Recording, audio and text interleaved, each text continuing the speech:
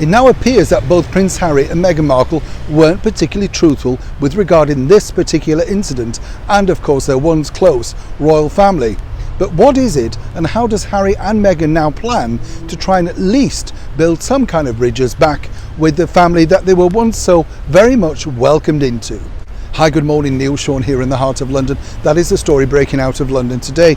As ever, it's not a particularly nice story. We now have Prince Harry back here in the United Kingdom, self-isolating at Frogmore Cottage. Now, let's not forget, this is a particular venue for him, at least, which must have some really mixed memories.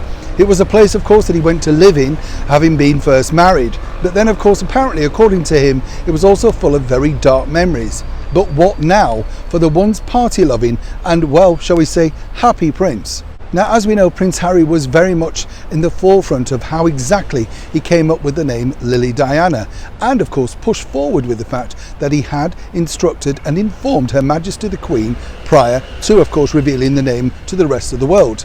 We now know that not to be true, simply because, of course, the purchasers of public domain names.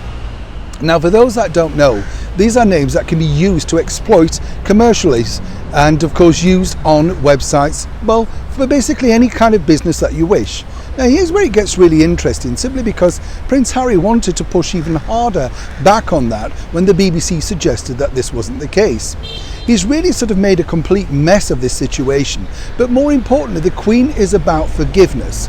She does want to see exactly the situation behind these headlines. She's not a lady that sort of jumps to the gun and basically says, well, you know, I read this. She gives you the opportunity to explain yourself. But of course, for Harry, it's going to be rather difficult to explain exactly the reasons why he decided to go ahead and buy these public domain names. But here's what we can tell you from a very good source close to the couple in LA. According to them, they decided on instruction to buy these public domain names so that no one else could actually make money from them. Naturally now they see themselves as a brand. It's a very LA thing to do. Lots of stars do this, but not lots of royals. Now, what's also interesting is they didn't necessarily do this straight away with, of course, their firstborn, Archie. But what they're now planning to do basically is make sure that everything they have can be, well, kept under one roof, their own banner, if you like. And that's the explanation that Harry apparently is going to be giving Her Majesty the Queen. Now, whether she's going to be happy with this simple explanation remains to be seen, as we now all know that was a name that was cherished and loved by just the inner circle few of Her Majesty. For Harry, it's a brave move to come back here on his own and face, of course, his one close family. But it remains to be seen exactly how they take him back now he's here.